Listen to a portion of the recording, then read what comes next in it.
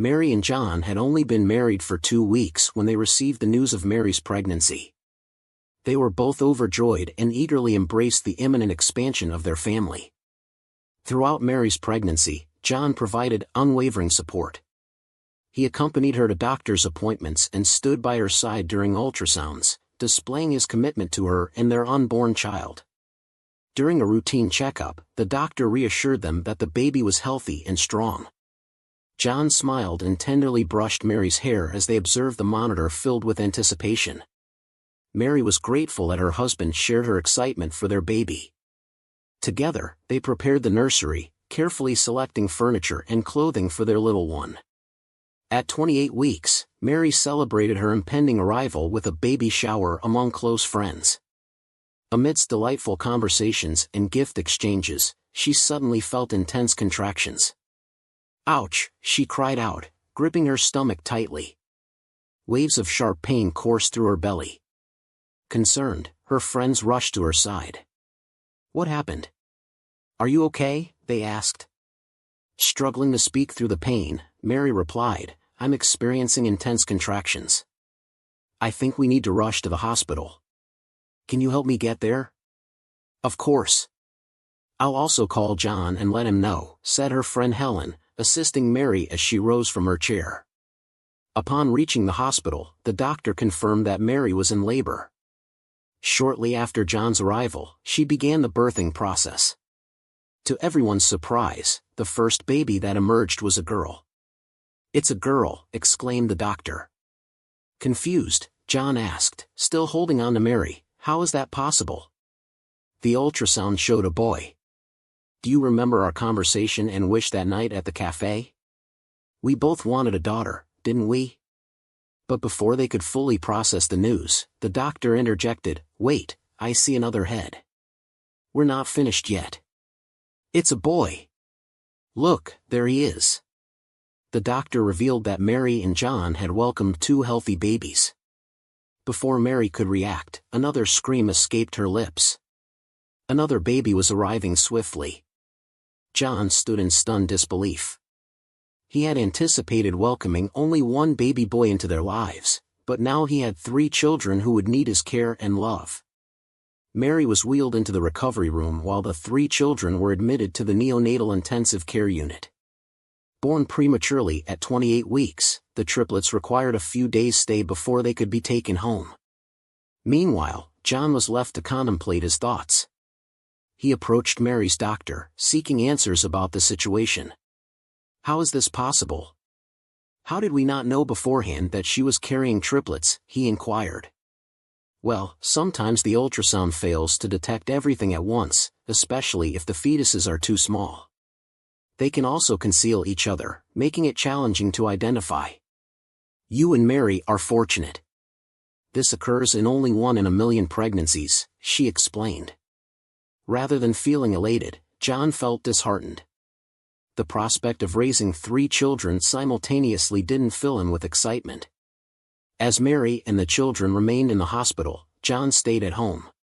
Before leaving, he told Mary, "Let me know when you're all set to come home." It took another 5 days before Mary and her kids were ready. She named James, Anna, and Charles were discharged. Allison anticipated John's joy upon their return home. However, their journey back was marked by an uncomfortable silence. "Is everything all right?" Mary asked her husband.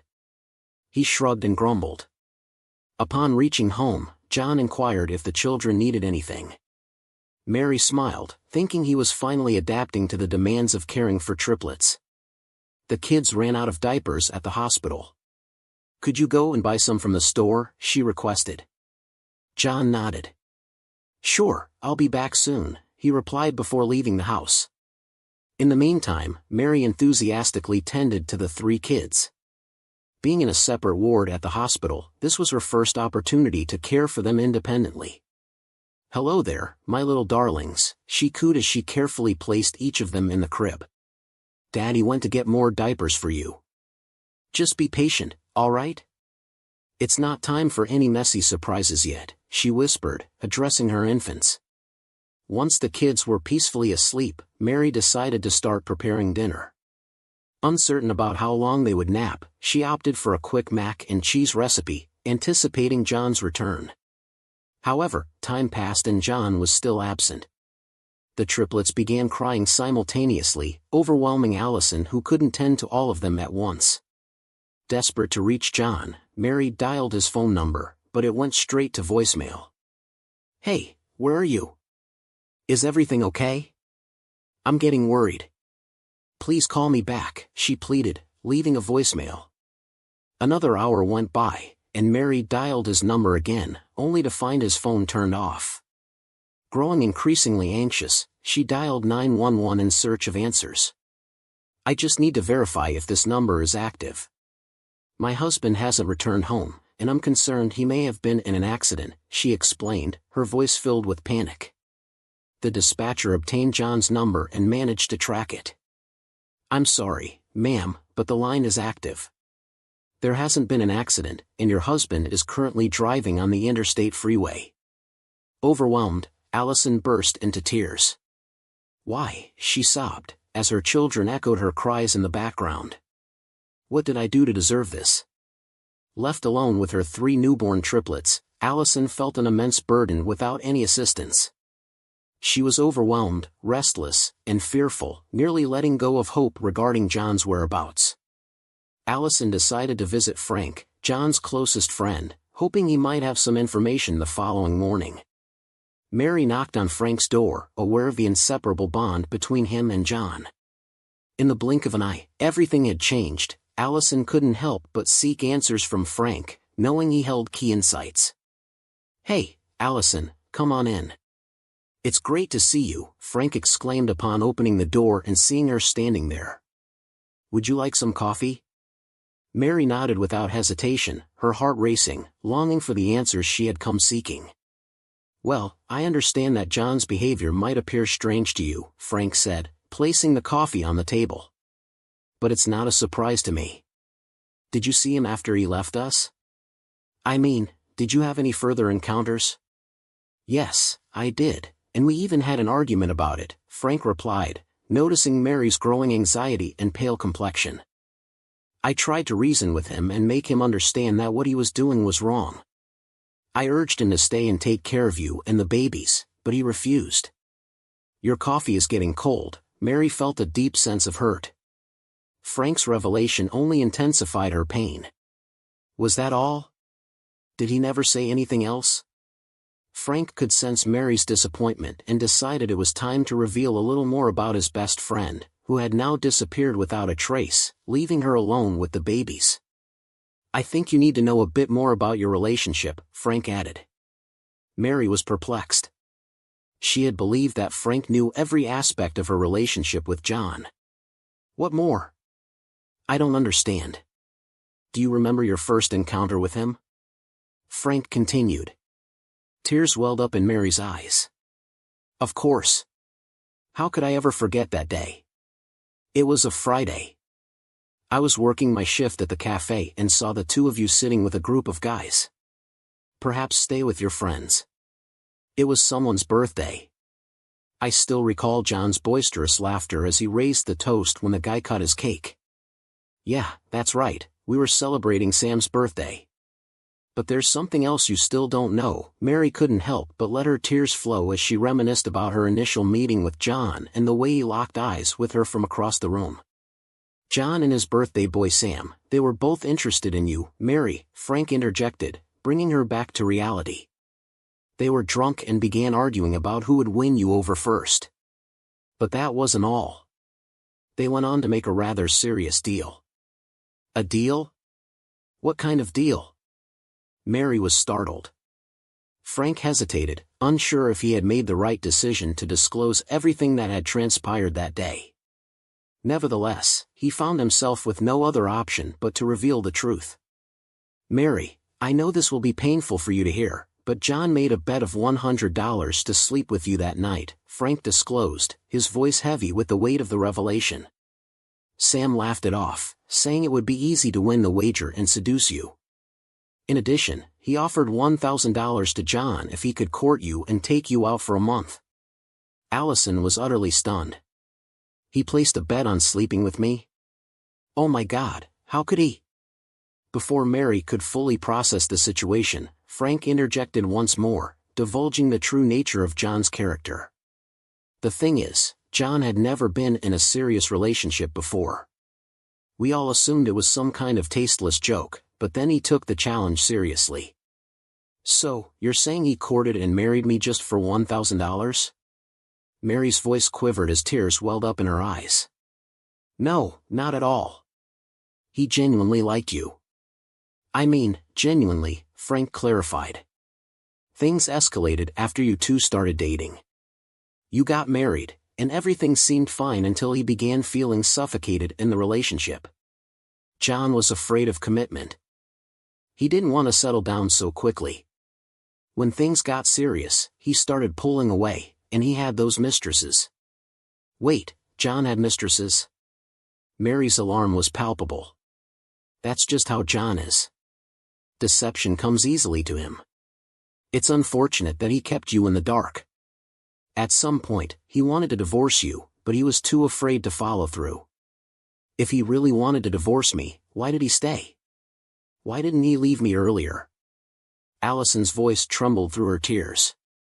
I'm not entirely sure why, but one thing I know for certain is that your pregnancy shocked him. He wasn't ready for it, but he tried to hold everything together so that you wouldn't be hurt. He tried, but when you gave birth to triplets, he panicked. It was the final straw. He felt overwhelmed and had no choice but to flee. It became too much for him to handle, leaving you and the children was the only option he saw. Oh my God, Frank, Mary sobbed. You've been visiting us regularly, you could have told me earlier. John left me alone with the babies. What do I do now? I'm so confused, and how will I survive without him? Allison was terrified at the prospect of single-handedly raising her children amidst various challenges. Her head throbbed with pain from hours of crying, but her tears would not stop. She paced back and forth in Frank's living room while trying to call John, but his phone was still switched off. Take it easy, Allison. You need to calm down. Have some water. Give me 5 minutes, and I'll drive you home, Frank said.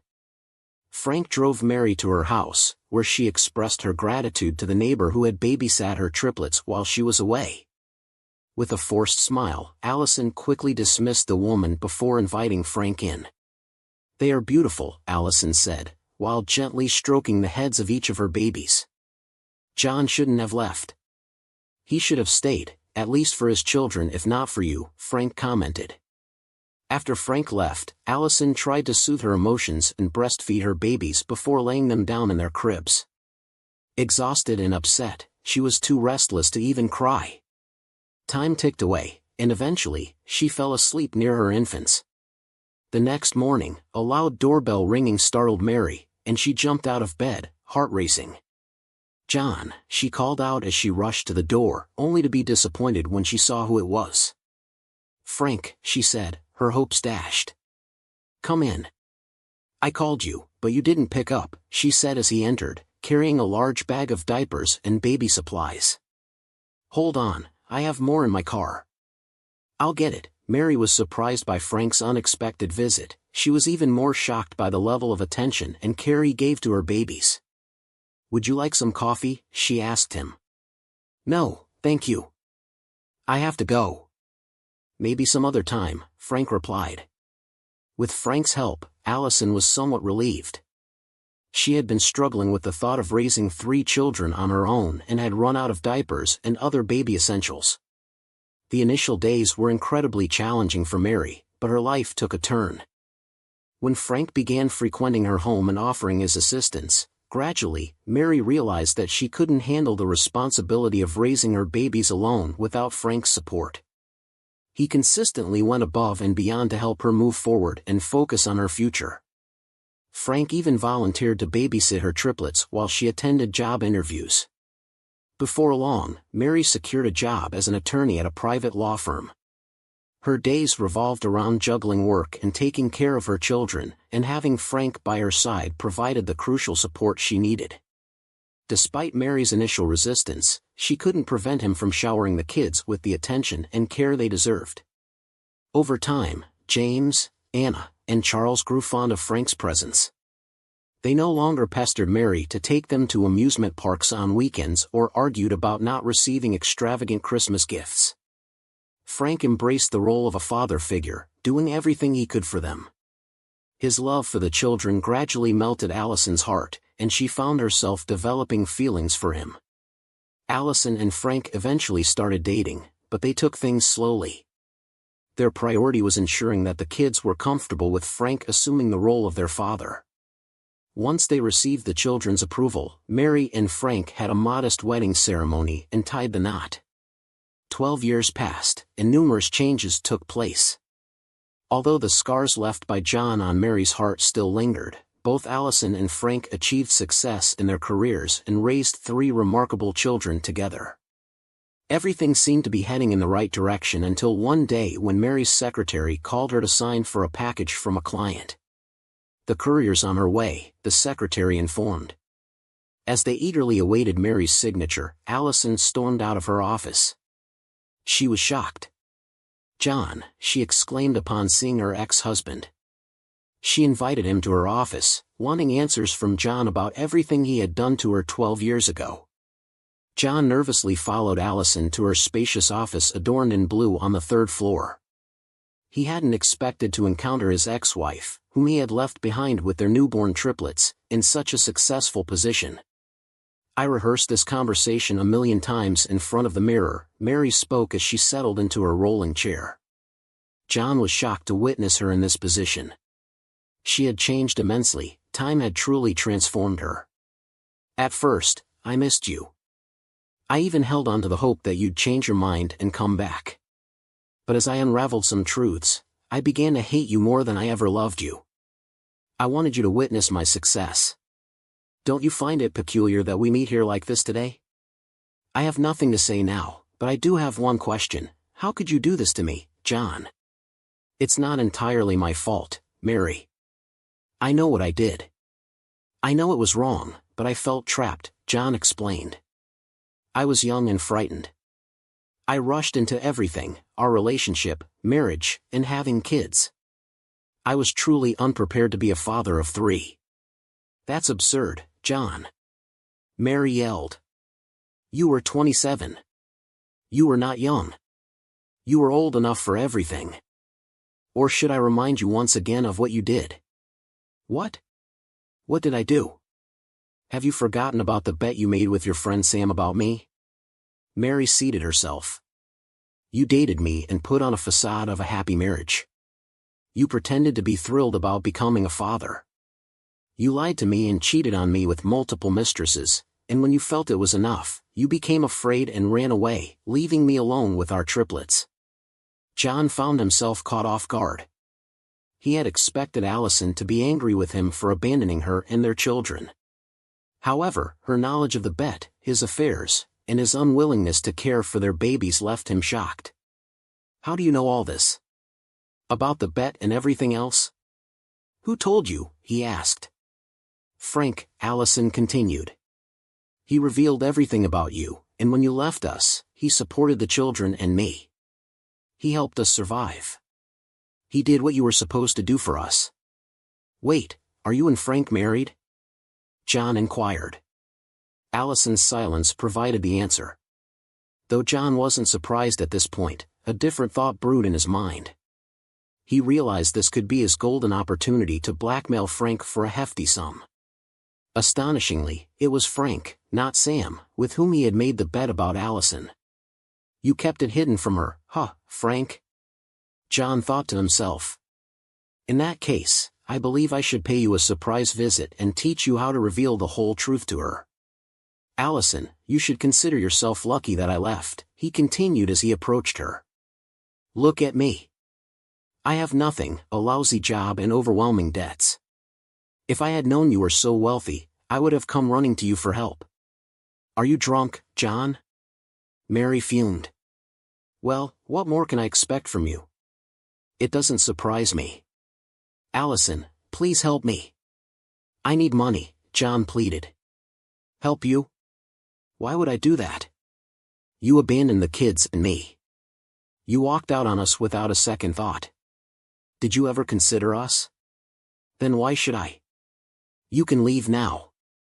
I never want to see you again, and please don't ever cross my path. Get out. Allison fumed and promptly kicked John out on the spot. John grumbled as he left the office and waited at a nearby cafe, planning to tell his ex-wife after her work. So, this is where she lives now, with her new husband. John smirked upon witnessing Allison and Frank embrace on their doorstep. He even caught a glimpse of his children, James, Anna, and Charles, playing in the yard. The following day, John returned to Mary's house after she had left for work and knocked on the door, startling Frank. John!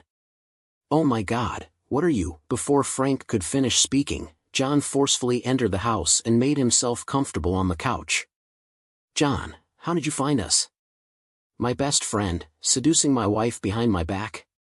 Seriously impressive, John taunted, chuckling, as Frank grew increasingly uneasy. Fortunately, no one else was home.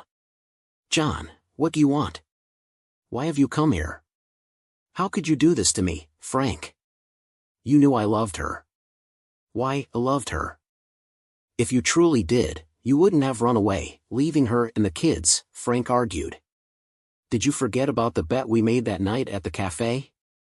I fell in love with her at first sight, and so did you. We both desired her, didn't we?